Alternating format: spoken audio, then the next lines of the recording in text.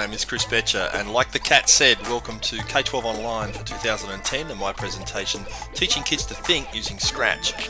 In this presentation, I'd like to take you briefly through Scratch, what it is, how you can use it with your kids, how you can use it in your classroom, what sort of thinking activities you can get your kids to do, and I've also asked some of my students to come in and give us a little insight into what they think of Scratch, and I think you'll find that really interesting. So let's get on with it!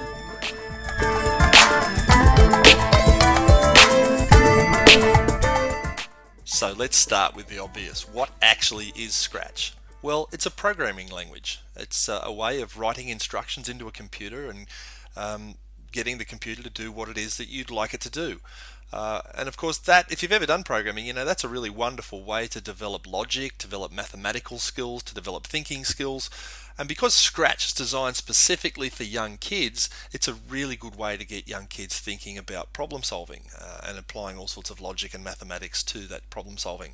Importantly, Scratch is free. You don't have to pay for it. It's downloadable from the web. You can get it here from this website at scratch.mit.edu. And MIT, yes, it does come from the Massachusetts Institute of Technology in Massachusetts. And you can download Scratch here. There's an orange button you can see on the screen here. You just click that button. As you work with Scratch, you'll discover that there are four main areas of the screen that you need to worry about. The first is this section over here on the left, and there are 8 heading categories at the top, and as you click on each one of them, it opens up all the different commands that belong in that category at the bottom. And so you've got categories for sound, some for looks, some for motion, control, and so on. Over on this side of the screen, you have what's called the stage, and this is where all the action happens. So as you add your characters or your objects to the program you're writing, this is where they play out their actions. Down the bottom here, you've got another section, and this is where you keep your sprites. So in this particular program, you've got a cat. You've got a sprite called cat, and you've got another one simply called sprite 1, and you can have as many characters or objects as you like. In the middle section here is where you do all the hard work, and this is where you drag commands from the list on the left hand side and simply drag them out and clip them on like so, and you assemble your instructions, and each sprite has its own set of instructions that you create. That's basically the layout of Scratch. Of course, if you've never written a computer program before, it might sound like something that's a little bit daunting, but really it's just like following a recipe. Just like a recipe is a set of instructions that if you follow it produces a certain food, a computer program is just a set of instructions that when the computer follows it, it just makes a certain thing happen.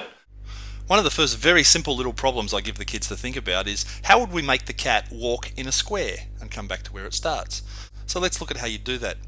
Well, the first thing you do is say, well, the cat needs to move. So we take the move command here from the motion section and drag it over into the scripts.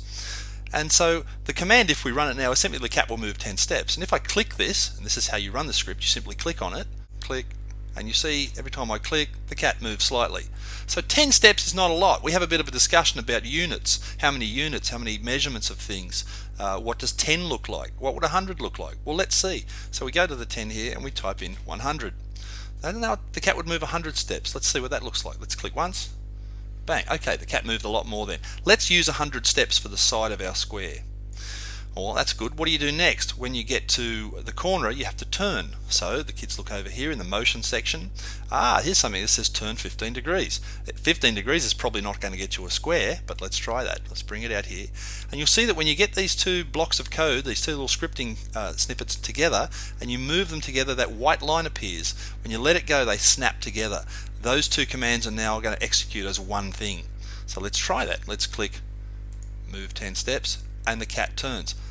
15 degrees, not going to give us a square. Let's just reset this. I'm just going to drag the cat up there, and instead we want to turn, well, how much? We have that conversation. Kids eventually tell me 90 degrees. That's a right angle. That will give us a square. So we do that. We move 100, we turn 90. Now I'm going to fast track this a little bit for you, but this is a process I'm going through with the kids, and I'm asking them questions. What would you do next? What would you do next? And they're figuring this out without too much intervention from me other than questioning. And we eventually end up with a thing that looks like this. We put a repeat loop, so we go to the control section, grab a loop that says repeat, and we drag it around that snippet of code. 10 times? No, a square you only need to do it 4 times, so we change that to 4. If we were to run that now, watch what happens. Bang. Now, looked like nothing happened, right? The cat just sort of flickered, and the reason is because it actually happens very quickly. Let's see if we can slow this down a bit. there's a command here that says wait 1 second. I'm just going to drop it in, so after we've moved, after we've turned, we'll wait a second. Well, a second's quite a long time, so let's wait a shorter time. Let's wait 0.5. Immediately, oops, 0.5. Immediately we're now having a discussion about decimal numbers. What does 0.5 mean? Well, it's a half, so we can have that discussion about how decimals and parts of numbers work.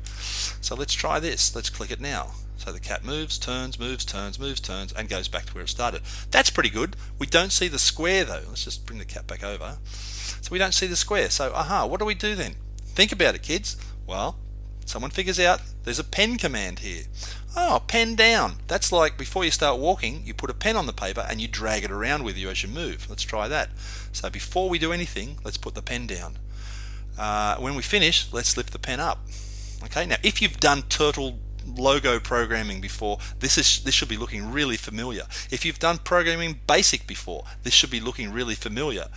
But it's such a nice little clip together module thing that you can just basically take these snippets of code and snap them together into pieces of code that do stuff. Let's try it now. Let's click once. Cat moves forward, bang. Oh, and there's a square. That's nice.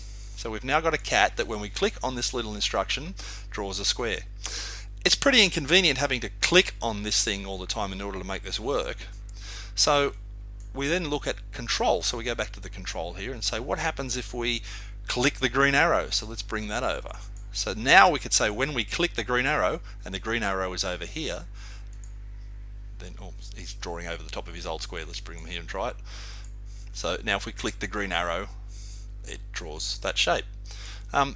Personally, I'm a bit of a fan of tapping a key to do it. So let's look at that. I'm going to take this and separate this. Now the way you separate things in Scratch is you click on the code snippet that's at the top of the bit you want to separate and you just pull it away. Okay, and that leaves that there. To get rid of it is drag it back into the section on the left and it just vanishes. I'm going to do this when space bar is pressed, when the space key is pressed. So now I'm tapping my space key and there's the cat. So there's the first little problem. I would then say to the kids, make the cat walk in a hexagon. Hexagon. Well, a hexagon has 6 sides and it's not going to be a 90-degree corner. So have a bit of a think about that. Do some experimenting. Figure out what you'd need to change and eventually someone figures it out that you would make a change. Now, the reason I like this little snippet of code here is I would then go and assign an S. So S for square. And then I would take this whole snippet of code and I would right click on it and say duplicate, and now I have a duplicate copy. And I say, okay, I want you to change this so that the H becomes a hexagon. Have a little think about that. They eventually figure out that it would have to repeat 6 times and the turn angle would have to be, I think it's 60, I think. And so we now press the H key, bang, and there you go. So there's a hexagon. Oh, you can see the pennies dropping in the kids' heads now. That here's this little snippet of code that with a couple of quick modifications you can start to do other things. What would happen? Well, let's just clear the screen. In the pen command here, there's a button that says clear. So we might just drag that out here on the stage, and we can have. Well, actually, let's do this properly. Let's put a little control on top of that that says when we press the C key, C for clear. So when we press C, okay, now the screen's clear.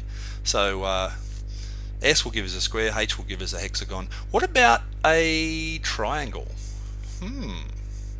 Duplicate that and bring it down here. Well, let's say we want to change this to when we press the T key. Smart kids, they go, we'd only have to do this 3 times for a triangle, right? So they type a 3 in there. And how many degrees in a triangle? Well, it's 60 because a triangle has 180 degrees, so it's 60, 60, and 60. That adds up to 180, so it's going to be 60. Oh, that's pretty good. So let's try that. T for triangle. Oh, we end up with half a hexagon.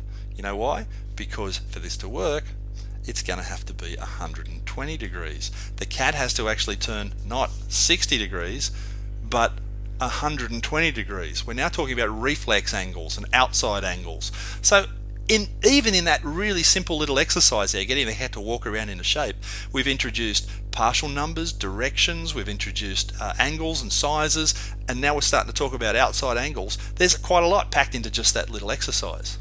Now you might find you get a bit sick of the cat. You can change that. The cat is a sprite.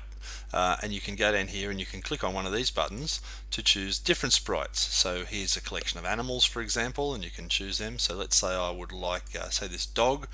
I can click on the dog and say OK, and now I have two sprites in my story, and the sprites can interact with each other. If you don't want a sprite, you right click on it and just say delete. So let me just show you one little quick thing here. One other quality of sprites. We have no sprites in here now. I'm going to choose, say, this bat and say OK. Now the bat is a sprite, and a sprite has what's called costumes. So this sprite has one costume, and that's what the sprite is currently dressed in, so to speak.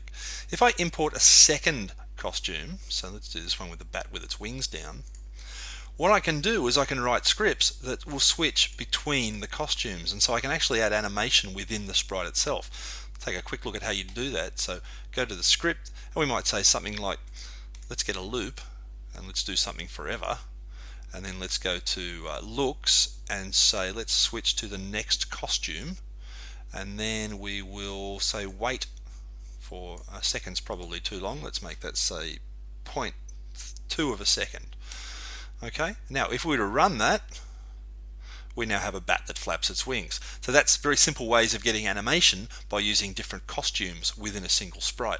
Now, just as you can change the costume for the sprite, you can also change the costume or the background of the stage. If I click on the stage down here, you can see it opens up to scripts, backgrounds and sounds. Click on backgrounds, and I can import a different background for the stage. So here we are, I'm in a section called nature, and say I might want, gosh, let's have a look, perhaps this the picture of the woods here. Say OK, and now we have a nice background for the woods. Let's just import another background. I'll just go up a level here. There is a very special background here called the XY grid, and I introduced this to the kids fairly early, and it's the concept of the fact that this grid has a number of positions in the X and Y plane. In the very center where the X and Y's cross, there's obviously 0 on X and 0 on Y, so 0 0. Now there is a little hint. You'll notice as I'm moving my arrow around, these numbers down here at the bottom of the screen, there and there, are actually changing. And so they're giving me a bit of a hint as to what the value is. So if I wanted the cat to go from its central position here at 0 0 and move up to, say, this top corner, well, let's say, or let's make it nice and easy. Let's say we wanted to go to 100 100 right at that point there. So we could write a little script that said something like, so let's say we will first of all go to 0 0, so that's where we'll start, and then the next instruction is go to, say, 100 100. Now, just so that doesn't happen too quickly, let's put in a little delay on that. So we'll go and find wait for 1 second. We'll clip all that together, and when we run this, the cat starts at 0 0, waits for a second, and then goes to XY. Now, going to XY is a bit abrupt. Let's try something like glide to 100 100, and let's take 1 second to do it. So our script now says the cat will go to the origin point, wait for a second, and then take 1 second to move slowly to 100 100. Let's just try it. We go to 0 0, we wait a second, and we glide up to 100 100. So there you go. So you can start to move things around this XY plane. Now one of the activities I did with the kids, which seemed to challenge them a little bit, was to say let's put the pen down after we go to 0 0, and then maybe let's lift the pen up. And so if we run that now, we will actually leave a line behind us as we move up there. And you can see if I just move the cat out of the way, we've drawn a line from there to there. Now I said to the kids, I want you to use the sprite and use this gliding around and putting the pen up and down to actually plot your initials on the screen here. That was a wonderful exercise in getting to think about plotting on the XY plane, which for a year 5 student or a year 4 student is actually quite a challenge to get them to think in that two-dimensional space like that with negative numbers. But it was a really good exercise. Alright, take a look at this example. We were looking at the art of Jackson Pollock, and we watched a couple of YouTube videos of the way he painted by dribbling the paint all over the canvas. And then I got the kids to try and write a program to simulate the paint effect of Jackson Pollock. And this is one of the examples we came up with. So if I just run this, you see what happens. Let's just click this. The cursor, or rather the sprite, wanders around the screen, randomly changing direction, randomly changing colour, and randomly changing the thickness of the brush. And it gives that impression of a Pollock-like painting. Now if you have a look at the script, what happens is we start with a clear screen, we lift the pen up, we go to the centre of the screen, 0, 0. We put the pen down, we change the pen size to 1 and the colour to yellow, and we put it down on the page. And then 25 times we repeat over and over again. We pick a random amount of times to do something, we pick a random movement, we pick a random angle to turn, we move again randomly, and then we change the pen size randomly. If we hit the edge, we bounce, and once we've done that for this number of times, we set the pen color to a different color, and we repeat the whole thing 25 times. When we're done, we lift the pen up. The effect you get is this lovely random painting effect. If we do that again, you'll see it gives you an entirely different random painting effect. The kids had great fun playing with this one. Here's another challenge I gave the kids to work on, and that was to create a maze game where you have to get the character through the game to the end.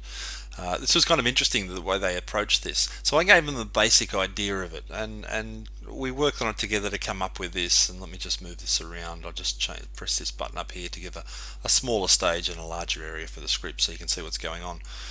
There are essentially 4 blocks of code, plus another little one here just to start it. So when we click the green flag, I think I was calling it an arrow before, it's a flag.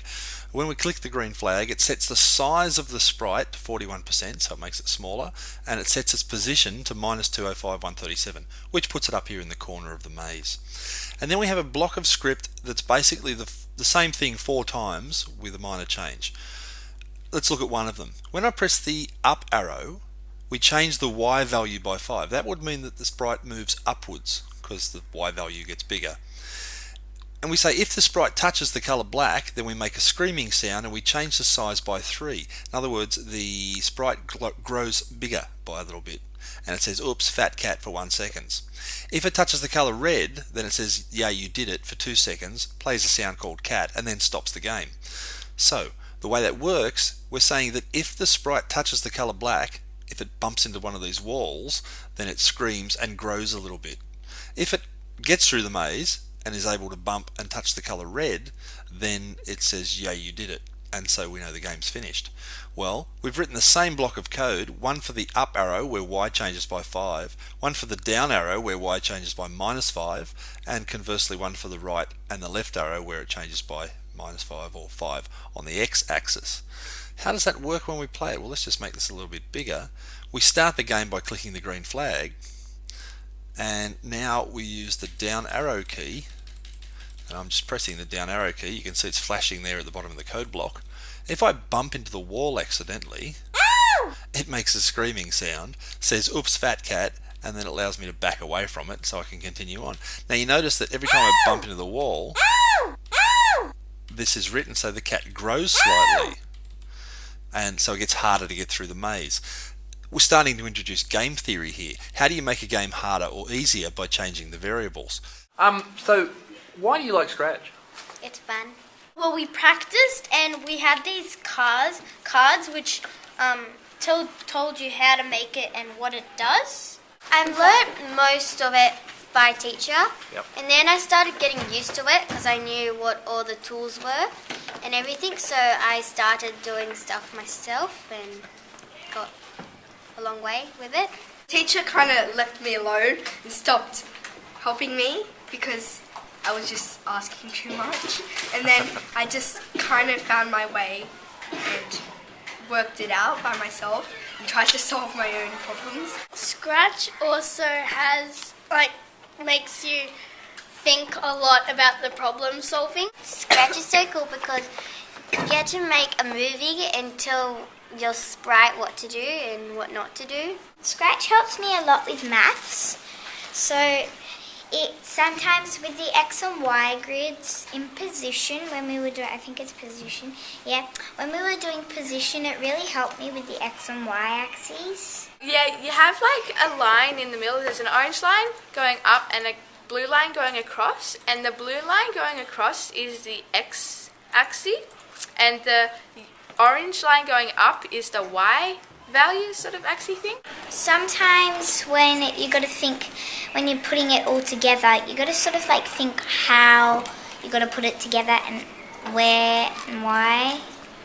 because you have to work out where you want your sprite to be with the X and Y axis and the numbers of where you want them and how long you want the sprite to go for.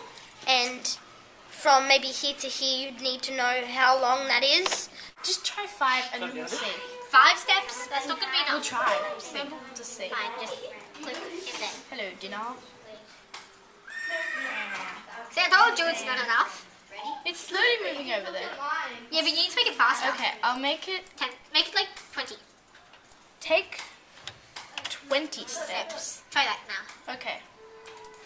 Hello, dinner. He he ha ha ha Yeah. ha ha ha ha. It works. So you guys like Scratch? Yes, I love Scratch. Why? Tell me why you love it. It helps you create your inner awesomeness. Well, I hope you enjoyed hearing from the kids there, because as you can see, they're really excited about what Scratch offers and they're really getting into it, and I'm really loving working with the kids in Scratch and watching their thinking skills develop. There's so much more stuff I really would have loved to have shown you about Scratch, and 20 minutes just isn't long enough. So I'm going to make a bunch more videos and stick them on this website here, and you can go and have a look and browse through that later. Just to whet your appetite, I just want to mention, did you know you can get Scratch on the iPad, and you can actually be running Scratch programs on the iPad itself. In fact, you can even do it on the iPhone. There's Scratch on the iPhone, so that's worth having a look at. There's also this really neat little thing here. This is called a Pico board, and it's a bunch of sensors. There's a microphone, there's a light sensor, there's a slider, there's some voltage sensors and a button, and you can plug this into your computer on a USB cable, and you can actually write programs in Scratch that interface with the real world. That starts to get really cool. So stay tuned for the video about these Pico boards. I think you'll really like that one. That's all I've got for you right now. Hope you've enjoyed learning about Scratch and some of the things it can do to help your kids think more deeply about problem solving and how they can apply computer programming in the real world. Thanks for joining me.